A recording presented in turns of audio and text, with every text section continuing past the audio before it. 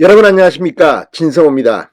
지금 이재명 더불어민주당 대표의 각종 의혹으로 김용, 정진상 지금 뉴스가 터지고 있습니다. 대장동 일당의 돈 저수지도 지금 공개되고 있습니다.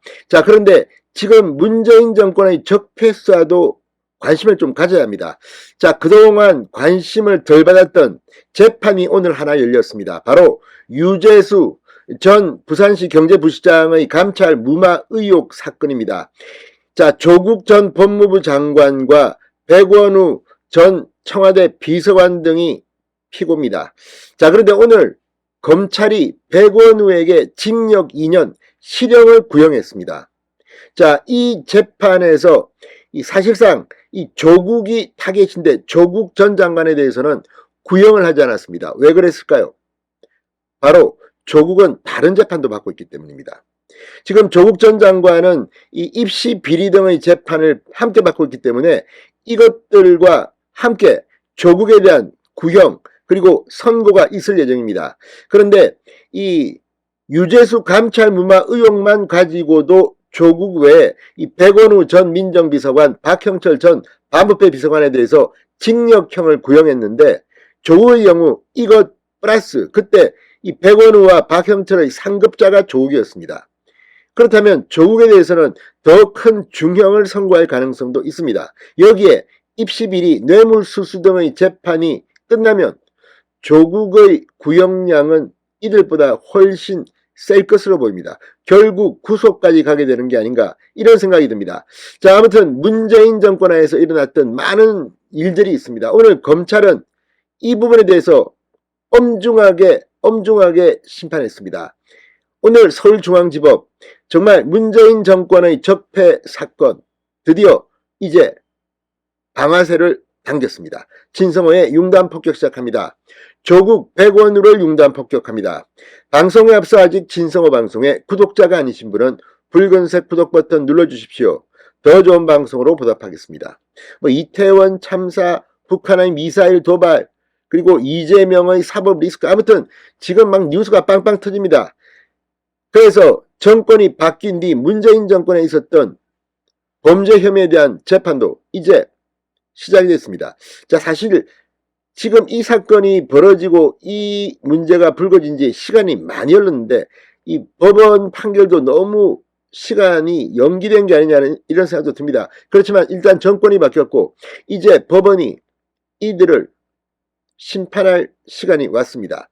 물론 예단하지는 않겠습니다. 오늘은 검찰의 구형인데 징역형을 선고했습니다. 자, 검찰이 오늘 서울중앙지법 형사합의 21-1부 마성령, 김정곤, 장용범 부장판사 심리로 열린 조국 전 장관의 직권남용 권리행사 방해 결심 공판에서 백원우 전 비서관과 박형철 전 비서관에게 각각 징역 2년, 징역 1년 6개월의 실형을 구형했습니다. 물론 검찰 구형대로 법원이 판결을 할지는 좀 더 지켜봐야겠지만 징역형 2년 1년 6개월입니다. 자, 조국 전 장관은 청와대 민정수석이던 2017년 당시 유재수 전 부산시 경제부시장의 비위 의혹을 확인하고도 특별감찰반의 감찰을 중단하게 한 혐의를 받고 있습니다. 당시 김태우 전 수사관의 폭로 같은 것들이 있으면서 이 문제는 상당히 뉴스의 중심에 있었습니다. 그런데 시간이 너무 많이 지났습니다. 이제서야 검찰의 1심 구형이 있은 겁니다. 검찰은 백원우 전 비서관과 박영철 전 비서관을 이 사건의 공범으로 보고 추가 기소한 바 있습니다. 그런데 이 공범에 대해서는 지금 징역 2년, 징역 1년 6개월인데 주범이라고 볼 수 있는 조국에 대해서는 왜 이번에 구형하지 않았을까요? 자, 조국 전 장관, 이 검찰은 조국 전 장관에 대한 구형은 추가키기로 했습니다. 뇌물수수, 입시 비리 등 다른 혐의로도 재판을 받고 있기 때문이라고 뉴스와는 보도했습니다.